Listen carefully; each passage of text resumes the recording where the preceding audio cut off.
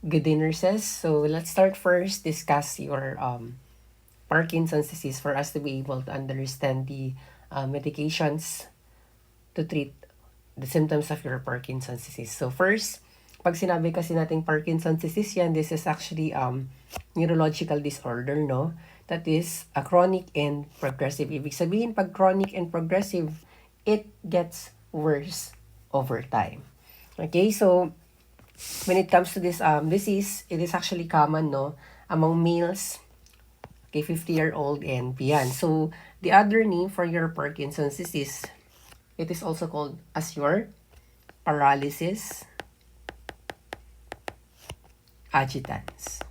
Okay? It is also called as your paralysis agitans, or also tinatawag na shaking palsy na tinatawag. So, this disease, okay, kaya nagkakaroon ka ng Parkinson's disease, it's because nagkaroon ng problem in some parts of your brain that includes your basal ganglia. So, yung basal ganglia kasi natin, meron kasi siyang dalawang parts, okay? Which is your corpus striatum and substantia nigra. Wherein this parts actually produces yung mga chemicals or yung mga neurotransmitters natin that are involved in your Parkinson's disease. So, what are those neurotransmitters? So, our corpus striatum, okay, it produces your GABA. Okay? Your corpus striatum produces your GABA or your gamma aminobutyric acid natin, wherein this neurotransmitter is also involved in your anxiety na tinatawag natin, na kapag mababa yung GABA natin, that's the time na magkakaroon ka ng anxiety together with your norepinephrine, di ba? And then your substantia nigra naman, so your substantia nigra, it produces your dopamine. Okay, your substantia nigra produces your dopamine natin. So yung dopamine natin, the importance of your dopamine, it helps with your fine motor movements. Okay, your dopamine helps with your fine motor movements. Ngayon, kapag nagkaroon ka ng Parkinson's, usually ang nangyayari is that nagkakaroon ng destruction of your dopamine producing cell, which is your substantia nigra. Okay, so pag nasira ang ating substantia nigra, of course, ang magiging result nito, bababa din ang level ng ating dopamine. So, sabi natin, before, even with your video lecture in our schizophrenia, there is actually a correlation, no, between your neurotransmitter, that is your dopamine, and your acetylcholine. Okay, so your dopamine, okay, and your acetylcholine, they are actually inversely proportional with each other. So, kapag nagkaroon ng decrease in your dopamine level, nagkakaroon naman ng increase in your acetylcholine. And then, you have to remember that your dopamine is actually an inhibitory neurotransmitter. Okay? Your dopamine is an inhibitory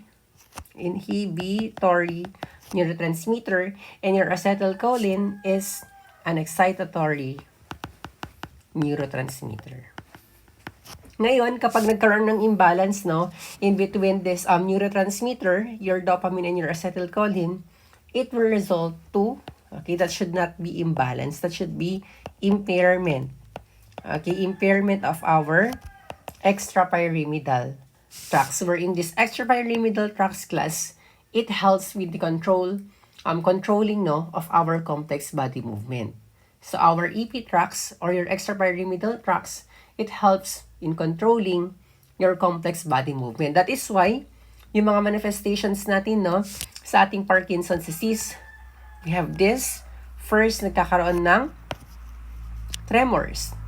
Aside from that one, nagkakaroon ng rigidity, bradykinesia, some postural changes, and other manifestations. So, mag-start muna tayo with your tremors.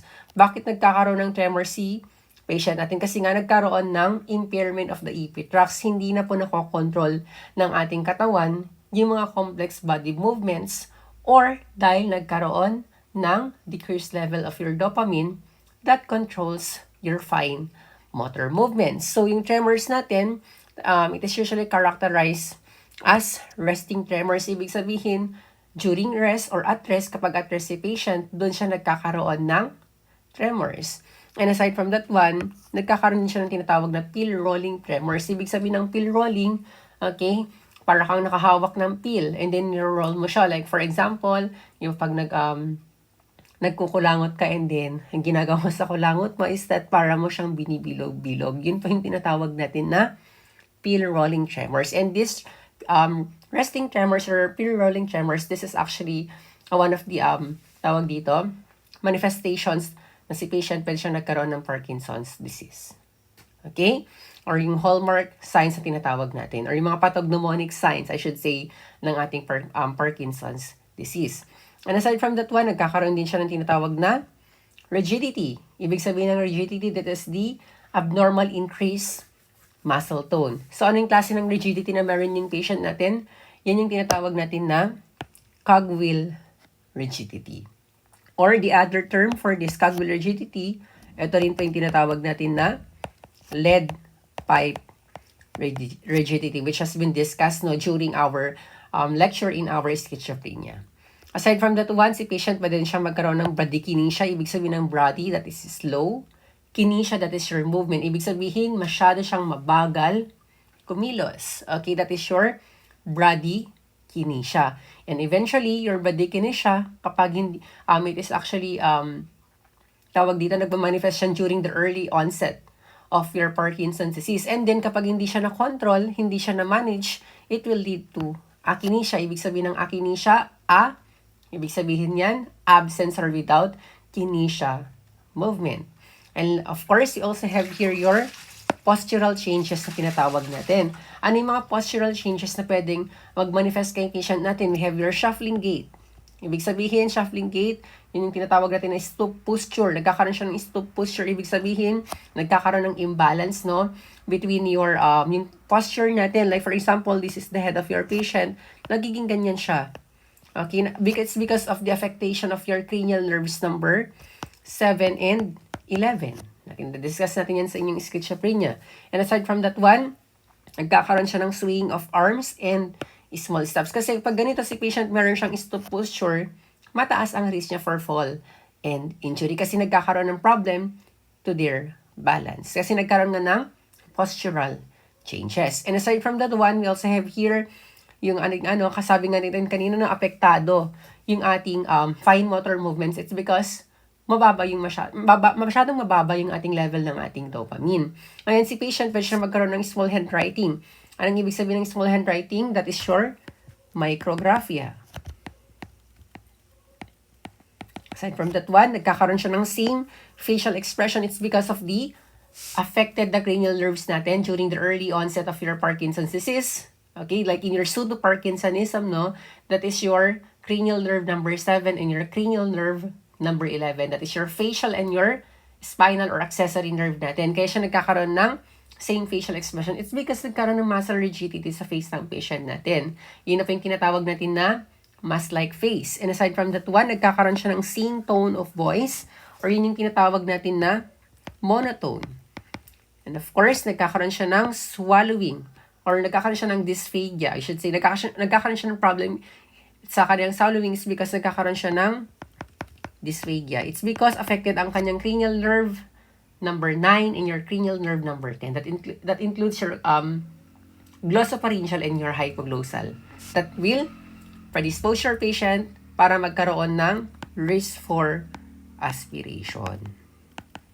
Okay, and aside from that one, of course, si patient pwede rin magkaroon ng slow peristalsis. That is why kapag si patient nagkaroon ng constipation or na-slow down ang kanyang peristalsis, what we can advise them is to increase their oral fluid intake if not contraindicated, or we can actually increase their fiber in their diet. So these are the manifestations of your Parkinson's disease.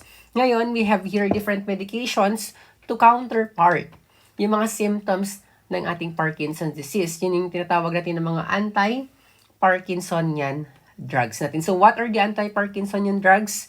Okay, malalaman natin yan later on. So, we know for the fact that your Parkinson's disease is not curable. Okay, it cannot be cured. Ibig sabihin, what we are going to do lang po is that to manage the symptoms. So, that is why it is being used to treat your Parkinson's disease, yung mga symptoms natin. And our goal is to provide symptom relief and maintain the patient's independence and mobility na tinatawag. Okay, so kapag kapag nakapag-provide tayo ng relief when it comes to their symptoms or na-treat natin yung mga symptoms ng ating patient na mayroong Parkinson's disease, we can actually correct the imbalance between your mga neurotransmitter natin. Okay, so we have here your iba't ibang gamot natin to improve your motor or voluntary voluntary voluntary movement natin. Okay, of course you have your anticholinergics, we have your dopaminergic drugs, and we have your COMT inhibiting drugs. Kasi yung natin, di ba sabi natin nagkaroon ng decrease in your dopamine level. That is why we have to inhibit yung mga cholinergic effects natin. Kasi we know for the fact that the most abundant neurotransmitter or catecholamines in your cholinergic or your parasympathetic nervous system is your acetylcholine. Okay, that's why we're going to give your anticholinergics. So that's why you have to inhibit your cholinergic effects. And aside from that one, we have to enhance the effects of your dopamine. That is why we're going to give your dopaminergic drugs. And of course, we're going to inhibit your catechol O-methyltransferase, the enzyme, okay, so that we can give your tinatawag na COMT inhibiting drugs natin. So, ano ba yung klase ng ano ba yung mga klase ng ating tawag dito ng ating mga ng ating mga anticholinergics? We have your benztropine and your trihexyphenidyl. So, yung benztropine natin, that is your cogentine. That is the other name of your benztropine. So, in here, we also have here your dopaminergic drugs. So, but then yung mga anticholinergics kasi natin, it will be discussed in a separate video. So, your dopaminergic drugs, that includes, okay, your carbidopa and your levodopa. Anong ginagawa ng ating mga dopaminergic drugs? It enhance the effects of your dopamine. Okay, and it will act, it usually act in your brain to improve your motor function. So, yun po yung ginagawa ng ating tinatawag na dopaminergic acts. Okay, improve your motor function or yung tinatawag natin mga voluntary movement natin. Anong dalawang yon? We have your carbidopa and we also have your levodopa or levodopa. So, yung levodopa natin, class, okay, it is actually the first dopaminergic drug natin. And the chemical effect of this medication is actually unknown. Okay? And it is effective in diminishing your symptoms of your Parkinson's disease because it increases your patient's mobility. But then, the problem with your levodopa kasi yung levodopa natin, class, it is actually the, tawag dito, precursor of your dopamine na neurotransmitter. Kasi your levodopa will be converted into your dopamine. Okay, your levodopa will be converted into your dopamine. Ngayon, ang problem kasi, class, if you're just going to give your levodopa alone, okay, tandaan natin that your levodopa can actually, tawag dito, can cross your blood-brain barrier. Can cross your blood-brain barrier and then it will be converted into dopamine. But the problem is that, meron tayong kinatawag na enzyme. Okay, meron tayong kinatawag na dopa-decarboxylase. So, these enzymes kasi, class, okay, it converts your levodopa into dopamine that can actually be found in your PNS or your peripheral nervous system or in your body, So, yung dopa-decarboxylase natin, we can actually locate it in your CNS or in your brain and in your PNS or in your body. Ngayon, there are 99%. Okay? Mas mataas yung natin. Ang ginagawa kasi ng ating dopa-decarboxylase, sabi natin, it is also found in your PNS. It allows, 99% kasi ng ating levodopa to be converted into your dopamine before it reaches the brain. So, 99%. Ibig sabihin, sabi natin, ang problema natin sa ating Parkinson's disease, nagkakaroon ng problem. Okay, with decrease of your dopamine level in your brain. So, ano pong nangyayari sa 1%? Therefore, yung 1% of our levodopa taken is available to be converted into dopamine, but it's not sufficient.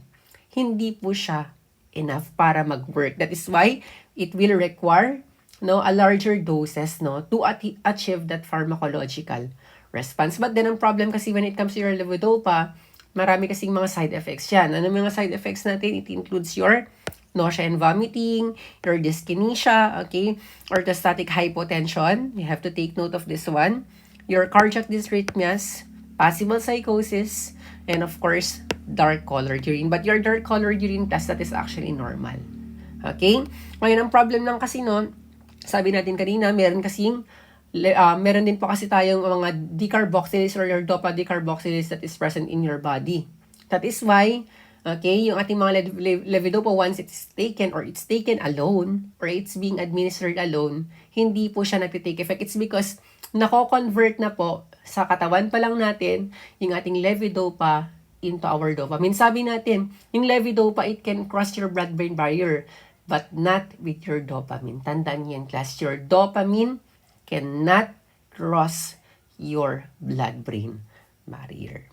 That is why we are going to give your levodopa together with your carbidopa. Bakit kailangan nating magbigay ng carbidopa? It's because your carbidopa inhibits the enzyme dopa decarboxylase that is present in your peripheral nervous system or in your body. Okay? Your carbidopa inhibits the enzyme dopa decarboxylase that is present in your PNS. And it usually works without affecting your levodopa's metabolism within your CNS. That is why, kapag pinag-combine mo ang ating carbidopa together with your levodopa, of course, kapag in-inhibit natin yung action ng ating dopa decarboxylase in our body, automatically, mas maraming levodopa ang pupunta sa ating brain that will be converted into dopamine. So, anong tawag natin sa gamot na yun, sir? Kapag pinag-combine natin yung carbidopa plus your levodopa, yun yung tinatawag natin na Sinemet. Okay? Pag pinag-combine natin yung carbidopa together with your levodopa, yun yung tinatawag natin na Sinemet. Okay? Aside from your dopaminergic drugs, we also have here your COMT inhibiting drugs. So, anong ginagawa ng ating COMT inhibiting drugs? Your COMT inhibiting drugs, this inhibit your catechol O or zero methyltransferase na tinatawag natin. So, this enzyme, okay, yung catechol O methyltransferase natin, this enzyme usually, tawag dito, it destructs or it inactivates, your dopamine.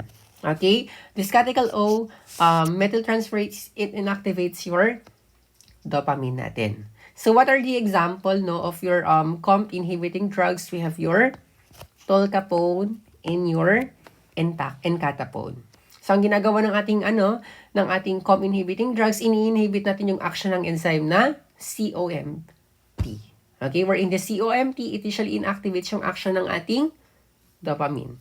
So, it can be given as adjunctive treatments. Ibig sabihin, pwede natin ibigay together with your carbidopa and your levodopa. So, pag pinag-combine mo yung tatlong yun, with your carbidopa plus your levodopa plus your COMT inhibitors or your plus your encatapone, that is equals to Stalevo.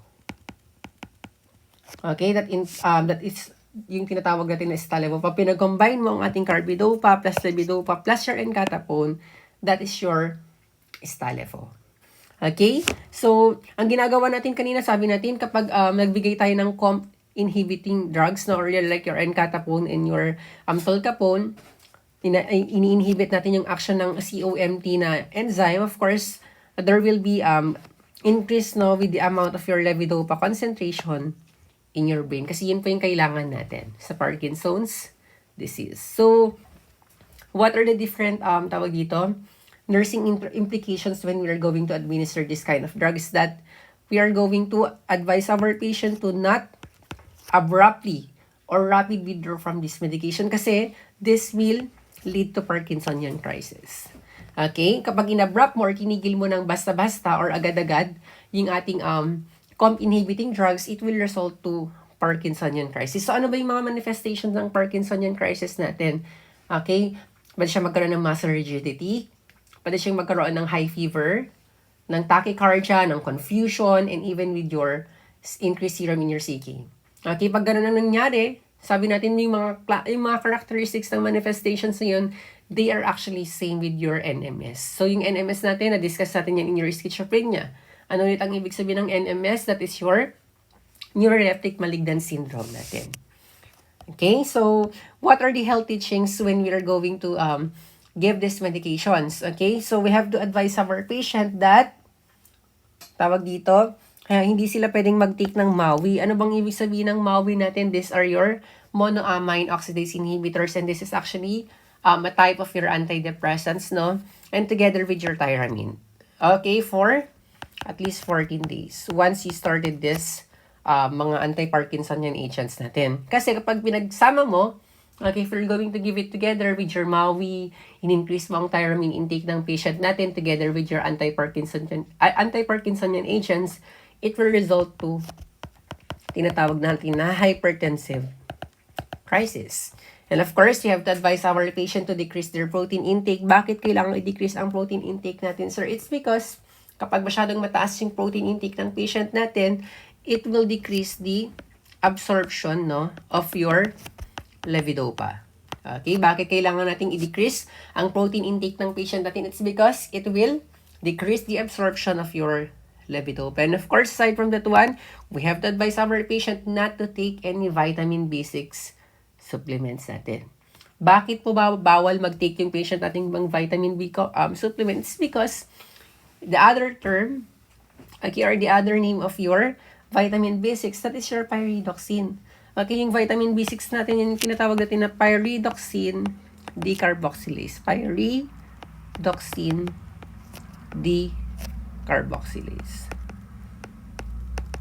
Diba? Sabi natin yung decarboxylase or your dopa decarboxylase, this is an enzyme, no, that converts your levodopa to dopamine enzyme, and it is being found also in your PNS. So that's it for your anti-Parkinsonian agents.